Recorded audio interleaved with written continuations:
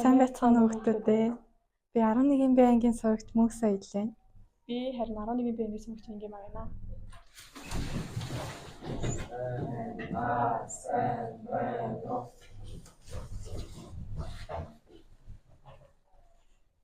Өнөөдрийн хичээлээр идеалын хуйлуудын тухай үзнэ. Өнөөдрийн суралцсан зорилго нь идеалын үндсэн тэгштэлийг ашиглаж бодлого бодох, термодинамикийн 1-р хуулийг судлах, идеалын процессын диаграммыг зурж сурах байгаа. Идеал гэж юу нь яг юу вэ? Ийм молекулын хэлбэр хэмжээ формыг хэвлэлийг тооцохгүйгээр ийм молекулууд нэмэх замраагүй хөдлөн мөргөлдөн гэж үздэг. Яг зөв. Одоо бодитын дээр тооцоолол гэх юм бол тэрний молекулын хэлбэр тэгээд жижиг хэсгүүд нь хоорондоо мөргөлдөн гэдэргээд амар олон тооцооллыг шаардлага гардаг. Тийм болохоор идеал хийгээд ийм молекулууд бие биесээ хол уршиж эмх замраагүй төдөөдөө хөдөлдөг молекул хоорондын хүч нь тэгтээ тэнцүү байх тийм нөхцөлд бодлого бодвол тооцоолол хийхэд арай амархан байдаг. Тийм болохоор идеал хий гэдэг зургийг ашигладаг байгаа. Одоо идеалын температур тогтмол үед изотерм процесс явагдана. Изотерм процессын хууль нь P1 V1 тэнцүү P2 V2 нэг Бойл-Мариотын хууль гэнэ. Температур тогтмол үед дараалт ба эзлэгүүн нь энэ графикаас харах юм бол уруу хамааралтай. Дараагийн хууль нь болохоор дараалт тогтмол үеийн изобар процесс. V1-ийг хуваах нь T1 нь V2-ийг хуваах нь T2-тэй тэнцүү. Энэ Гей-Лүсакийн хууль гэдэг. Тогтмол даралтай хийн эзлэгүүн температур нь шууд хамааралтай. Одоо эзлэгүүн тогтмол үеийн изохор процесс P1-ийг хуваах нь T1 нь тогтмол байдаг. Энийг Шарлын хууль гэнэ. Тогтмол эзлэгүүнтэй хийн дараалт температур шууд хамааралтай. Саяны 3 хуулиуд болохоор дандаа туршилтын аргаар олж нээсэн хуулиуд байгаа. Тэгээд олсон эрдэмтдийнхээ нэрийг нэлэгдсэн. Харин энэ болохоор хэдэн жилийн дараа гарсан нэг хууль. Клайперо-Менделеевийн тэгштэл буюу идеалын төлөвийн үндсэн тэгштэл гэдэг байгаа. PV тэнцүү µRT. Эндээс ийм молекулын тоо хэмжээ өөрчлөгдөөгүй бол дараалт эзлэгүүн температурын харьцаа үргэлж тогтмол байна гэж эндээс харж байгаа. Одоо энэ ийм молекулын тоо хэмжээнд тогтмол гэдэг чинь NR нь тогтмол гэсэн үг. Тэгэхээр энэ харьцаа тогтмол. Энэ тэгштэлээс харах юм бол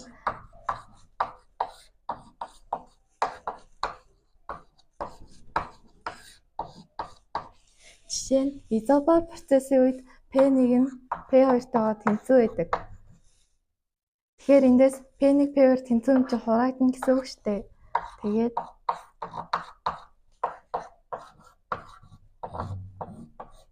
Тэгээд эндээс саяны үзсэн изобар процессын Гей-Лүсакийн хууль гарч байгаа.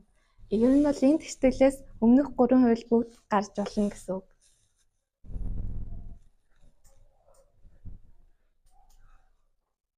Дараагийнх нь болохоор термодинамикийн 1-р хууль байгаа. Системд гаднаас өгсөн дулаан нь хийн дотоодын нэгэн өөрчлөлт болон хийн гүйцэтгэсэн ажил зарцуулагдана гэж байна. Энэ дельта юу бол дотоодын нэгэн өөрчлөлт. W үсгээр тэмдэглэсэн ажлыг заримдаа A үсгээр тэмдэглэж болдог. Q бол дулаан. Энэ Q-г тэнцвийн тэмдгийн нэг талд гаргавал дельта U дээр нэмэх нь ажил болно. Тэгэхээр системд ажил хийгдээд дотоодын нэг нь өөрчлөгдсөн тэр нийлбэр нь системд өгсөн эсвэл системийн гаргаж байгаа дулаантай тэнцүү гэсэн үг.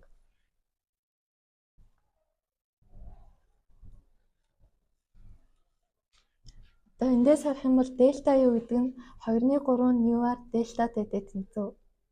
Харин ажил гэдэг бол тухайн хийнд хийгдсэн эзлэгүүний өөрчлөлтөөр нь ажлыг тодорхойлдог. Эндээс изохор процессыг харах юм бол дулаан зөвхөн дельта Vтэй тэнцүү. Энд ажил гэдэг чинь P үржих нь дельта V байгаа штэ.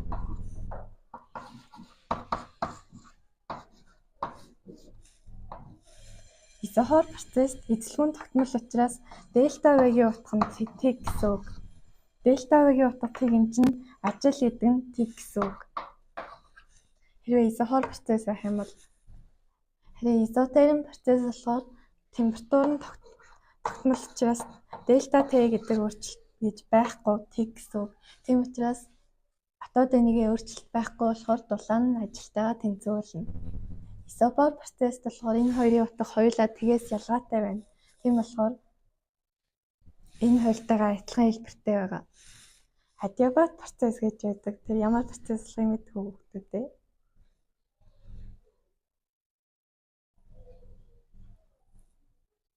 Системд дулаан солилцохгүй гэсэн. Гадаад орчинтойгоо дулаан солилцохгүй болохоор энэ дулаан T гэж үзнэ. Тийм болохоор дотоод энергийн өөрчлөлт нь ажилтайгаа тэнцүү. Тэгээд тэмдэгэн эсрэг байна. Одоо ангима жишээ бодлогод тайлбарлана.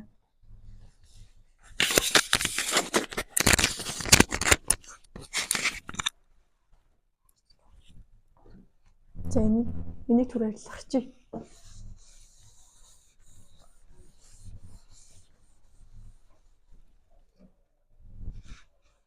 За өнөөдрийн хичээл 2023 оны ээшийн A2-аас 20-23 дугаар бодлогыг зааж өгч байгаа. За эхний бодлого болохоор зурагт 2 моль 1 атом дижаал хийж явагдах 1 2 3 1 цикл процессыг одоо график дээр үзүүлсэн байна. Тэгээд энэчнээс болохоор 20-ыг процессуудыг зөв нэрлэснийг сонгоно гэж байна. За тэгвэл мөсөөл багшийн зааж өгснөөр изобар, изотерм, изохор процессыг зааж өгсөн байгаа. Тэгээд энэчнээс бүгдээрээ 1-ээс 2 дугаар цикл дээр ямар процесс явагдсан гэж харагдаж байна. Аха, изобар процесс. Яагаад изобар процесс явагдсан гэж бодож байна? Аха. Тэгэхээр 1-ээс 2 дугаар циклээр болохоор изобар процесс явагдсан байна. За тэгвэл 2-оос 3 дугаар процесс дээр ямар процесс явагдсан байна вэ? Аха, изохор процесс явагдсан. Яагаад тэгвэл энэ дээр болохоор 2-оос 3-д изохор процесс явагдсан байна.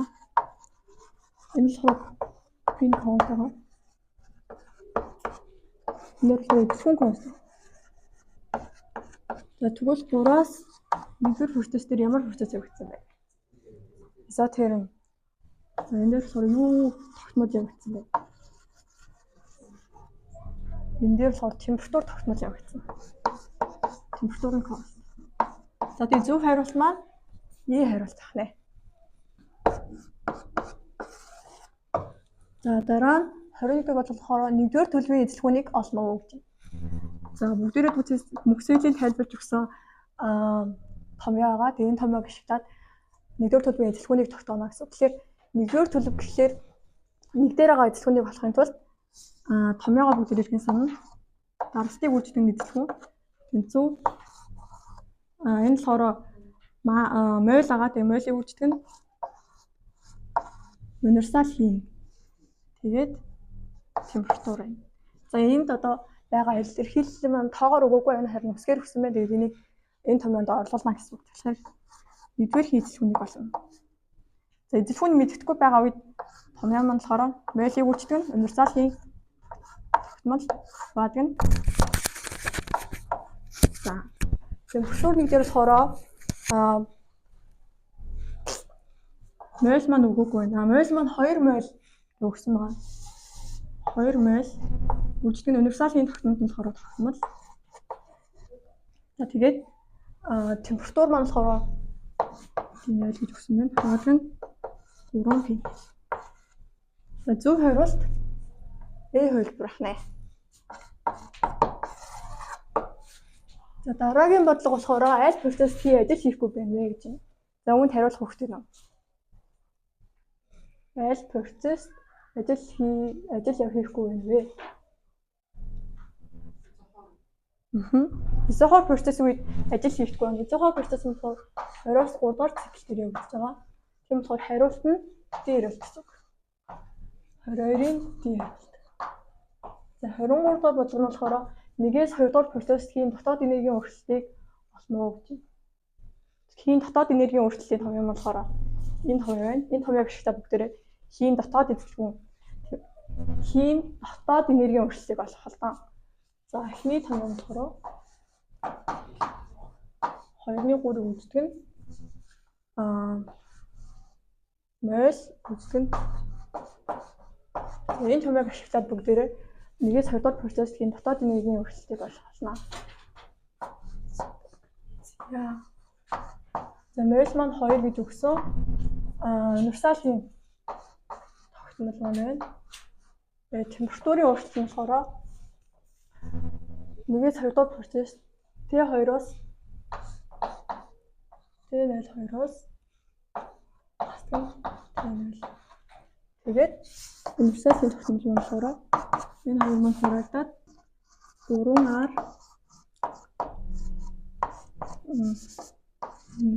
2-оос цаглах. Зөв 2-оос маань болохоор Е2-оос тах. За дараагийн бодлого. За 2024 оны ECA хувилбарыг задгад даалгаврыг та бүхэнд үзүүлж байна. Энэ нь болохоор за самбраа түрээлээд авчи. Та бүхэн бичих үнийг хэвтэр дээр бичих нэг 2 минут. Тэмдэглэж аваарай.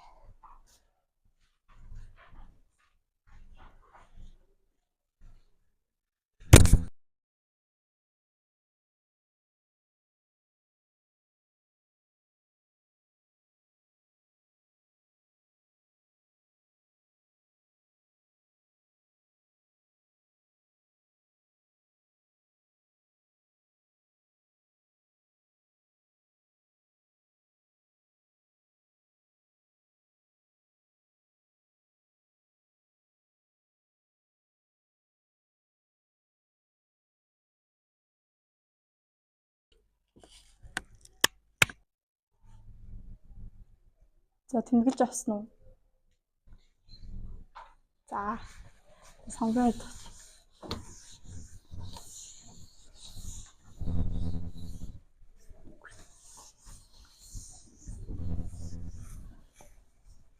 за эхний бодлого маань болохоор за өгсөн за юу өгсөн бодлого маань за дараалт 15 зэрэг паскал. Эцэгүүн масс 12 г. За эцэгүүнийг 0.2 м3. Эцэгүүн 2 0.4 м3. За энэ бодлогоос болохоор химиолийн масс нь 4 г-ыг бодсон 0. За энэ чинээс одоо 4 одоо энэ мэддэхгүй байгаа зүйлсээ болох юм байна. За эхнийхтэр нь болохоор энэ химиолийн тоог олох юм байна. За молийн хувьд химд ингэж тэмдэглэдэг. Физикт болохоор ингэж тэмдэглэдэг байх нэ. Энэ хоёр маань адилхан шүү дээ. Тэр энэ дээр болохоор энээр тэмдэглэж байна. Энийг олох учраас. За энийг яаж олдог вэ? Ямар томьёогоор олдог вэ? Энэ томьёо маань энд байна. За бидэнд мэдэж байгаа эмиг хувадаг нь молийн масс. За молийн масс маань за 12 г массыг хувадаг нь 4 г байна. За тэгээд 3 мол гэсэн үг. За хоёр мэддэхгүй байгаа зүйл нь болохоор ажил байна. За ажлыг олдог ямар томьёо байдаг вэ? Ажлыг ямар томьёогоор олдог вэ?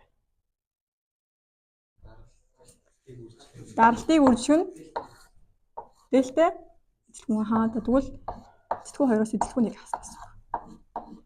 За даралт мэдж байгаа 15 зэрэг паскал үрждэг нь эзэлгүүн 2 маань 0.4 эзэлгүүн 1 0.2. Тэгээд хариу маань 0.2-ыг үрждэг нь 15 зэрэг паскал.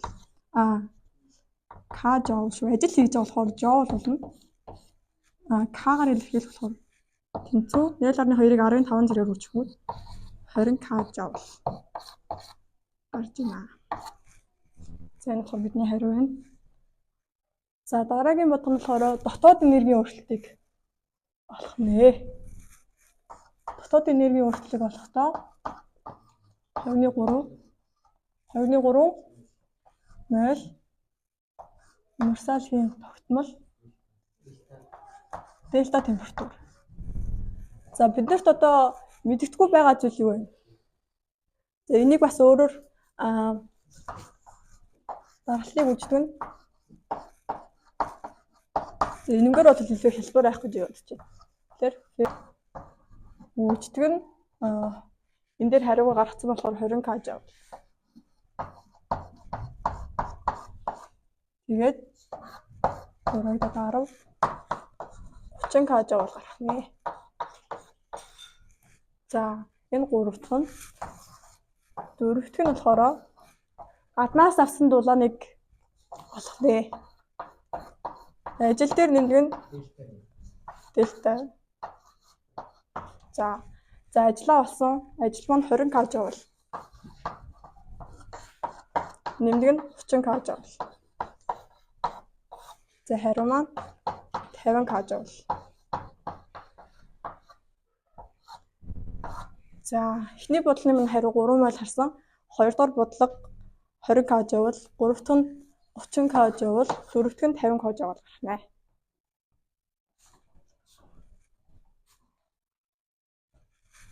За тэгээд өнөөдрийн хичээлд анхаарал хандуулсан хүүхдүүдэд баярлалаа.